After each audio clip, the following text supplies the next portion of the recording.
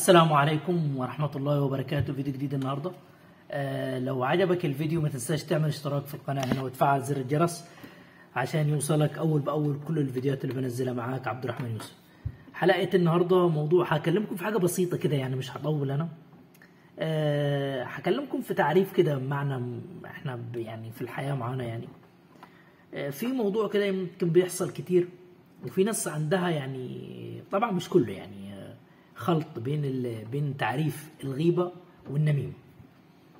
في ناس كتيرة جدا بتفتكر ان النميمة هي ان احنا نقعد نتكلم على بعض والكلام ده، ولكن هي العكس. هي الغيبة ذكر اخاك بما يكره، ان انت تذكر اخاك بالشيء اللي هو يكرهه. تمام؟ تقول عليه ان هو شخص وحش، اي ذكر يعني.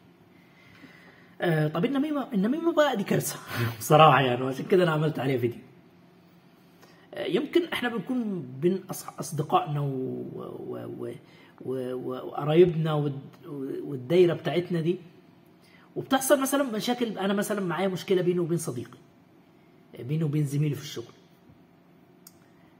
حد كده من زمايلنا أو من أصدقائنا بياخد الكلام بتاع عبد الرحمن ده مثلا، او احمد او خالد او ايا كان يعني، وينقل الكلام ده للشخص التاني.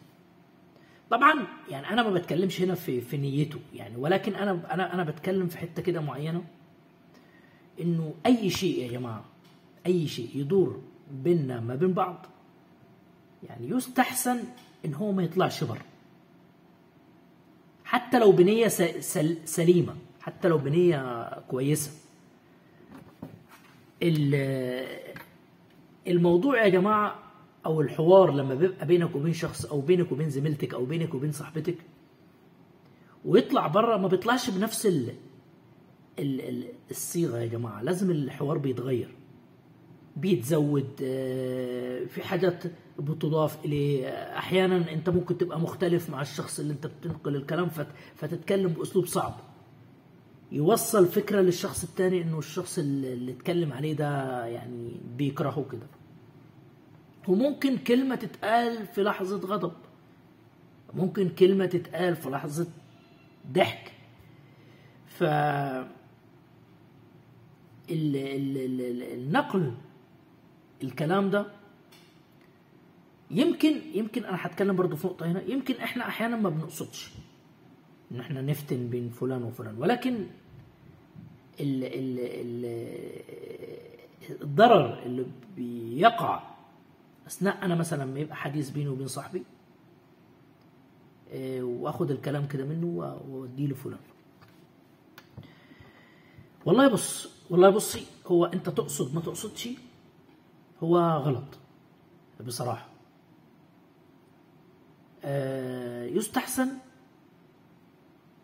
انه انت تحتفظ بالكلام ده لنفسك. انا برضو عايز اوضح حاجه يعني، معلش.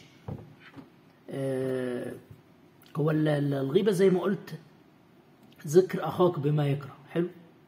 النميمه هي نقل الكلام، يعني انه يعني انا ما اعرفش بصراحه، بس صلحوا لي يعني، هل هو مراد بيها نقل الكلام انه بنيه انه انا اوقع بيني وبين زميلي، او اعمل خصام، او اعمل عداوه، ولا هو نقل الكلام في حد ذاته يعد نميمه؟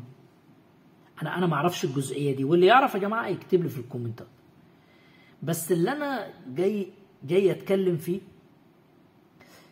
الموضوع يعني، انا طبعا زي ما قلت انا ما بفرضش رايي على حد. فانت حضرتك والله الكلام تمام بالنسبه لك، خده من اخوك، خدها من ابنك، خدها من اخوكي. انا من وجهه نظري انه اي حوار يدور بيني وبين صاحبي او بيني وبين صاحبتي بلاش يطلع بره. قالها في ساعه نرفزه، قالها في ساعه دروشه، دندشه، زي ما تسموها، بلاش تخلوه يطلع بينكم وبين بعض. في علاقات كتيره انهدمت بسبب انه احنا في لحظه كده قلنا للشخص الثاني. وزي ما قلت احيانا والله العظيم يا جماعه في اطراف كتيره جدا. انا مش أنا والله الحمد لله ما حصلش معايا موقف زي ده، بس حصل قدامي كتير.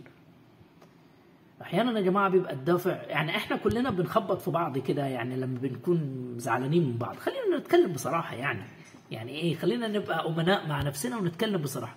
كلنا بنخبط في بعض لما بنبقى متضايقين مع بعض، ولكن احنا في الغالب بنحب بعضنا جدا. والله هي عملت معايا كده في الفرح، والله هي عملت معايا كذا ما اعرفش في المقابله، والله هي عملت معايا كذا، ولكن بنحب بعض. مش نفاق والله يا جماعه، بس بجد احنا بنعمل كده. فما ناخدش الكلام ونوصله لا، ما انت كده بتعمل فتنه يا صديقي، انت كده بتعمل حاجه صعبه جدا. عمره بعد كده هم ما هيصفوا لبعض. طب انت تعمل ايه؟ انت تسمع